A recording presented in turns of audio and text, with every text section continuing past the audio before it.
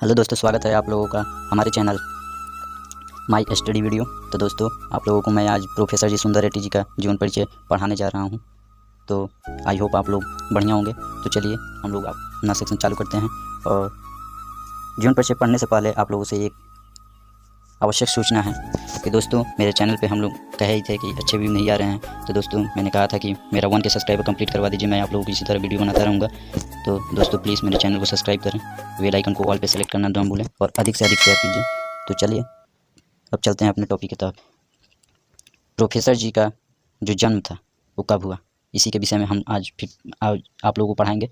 तो श्रेष्ठ विचारक, समालोचक एवं उत्कर्ष निबंधकार प्रोफेसर जी सुंदर रेड्डी का जन्म सन 1919 में दक्षिण भारत के आंध्र प्रदेश में हुआ था। जो आंध्र प्रदेश है ये एक राज्य है और इनकी प्रारंभिक शिक्षा संस्कृत और तेलुगु में हुआ। इनकी जो प्रारंभिक शिक्षा थी ये संस्कृत और ये तेलुगु दो चीज़ों में हुआ था। और इनकी उच्च शिक्षा हिंदी मीडियम में पूरी हुई। हिंदी मीडियम में क्या हुआ, पूरा हुआ। ये हिंदी मीडियम में पूरा हुआ। ये आंध्र प्रदेश विश्वविद्यालय के हिंदी विभाग के बहुत समय तक अध्यापक भी रहे। ये अध्यक्ष है, यहाँ पे अध्यक्ष नहीं होगा, अध्यापक होगा। और हिंदी के इस महान साधक का देहांत 30 मार्च 2005 ईस्वी को हो गया। इनका देहांत हो गया 30 मार्च 1905 ईस्वी में। इनकी कुछ साहित्यिक सेवाएं देख लेते हैं। इनकी साहित्यिक सेवाएं क्या क्या हैं।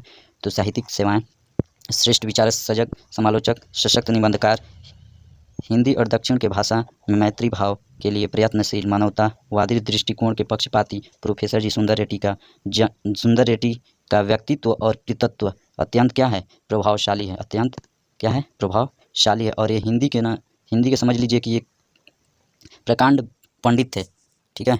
और भाषा की समस्याओं पर अनेक विद्वानों ने इन्हें बहुत कुछ लिखा है या बहुत कुछ कहा भी था इन्हें। किंतु भाषा और आधुनिकता पर वैज्ञानिक दृष्टि से विचार करने में प्रोफेसर जी सबसे क्या रहे, सर्व प्रमुख, मतलब सबसे प्रमुख रहे। और अहिंदी भाषी प्रदेश के निवासी, मतलब ये जिस प्रदेश के निवासी थे उस प्रदेश में हिंदी भाषा प्रयुक्त नहीं किया जाता था, लेकिन फिर भी इनका, प्रोफेसर जी का हिंदी भाषा का जो पकड़ कहा जाता है वो सबसे अच्छा अधिकार था। हिंदी भाषा का पकड़ सबसे अच्छा था इनका। अब इनकी कुछ कृतियाँ देख लेते हैं। कृतियाँ, तो अब प्रोफेसर जी की कृतियाँ, अब तक प्रोफेसर जी के 8 ग्रंथ प्रकाशित हो चुके हैं।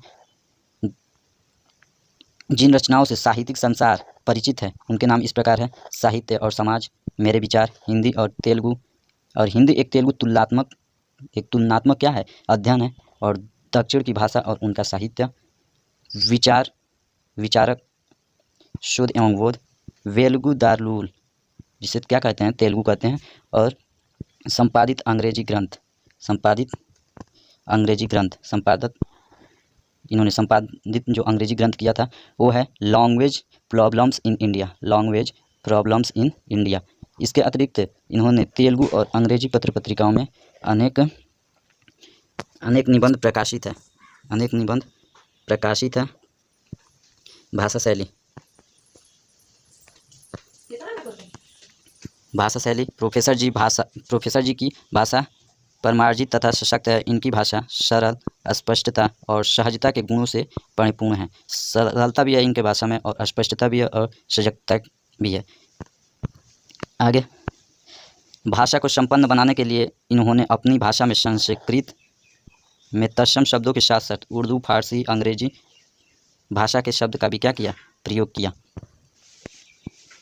और हिंदी साहित्य में स्थान, प्रोफेसर जी हिंदी साहित्य जगत के उच्चतम कोटि के विचारक, समालोचक एवं निबंधकार हैं। इनकी रचनाओं में विचारों की परिपक्वता, तथ्यों की सटीक व्याख्या एवं विषय संबंधित स्पष्टता दिखाई देती है। इनमें संदेह नहीं है कि अहिंदी भाषी क्षेत्र से थे प्रोफेसर जी, और अहिंदी भाषी क्षेत्र से होते हुए भी इन्होंने हिंदी भाषा के प्रति अपनी जिस निष्ठा, अटूट साधन का परिचय दिया वह बहुत ही क्या है, प्रेरणाप्रद है। और अपनी सशक्त लेखनी से अपने हिंदी साहित्य जगत का विशिष्ट स्थान बनाया। तो आप आई होप आप लोगों को समझ में आया होगा मेरा वीडियो। तो प्लीज़ चैनल को सब्सक्राइब एंड लाइक करिए। और 1 के सब्सक्राइबर जल्द से जल्द कंप्लीट कराइए।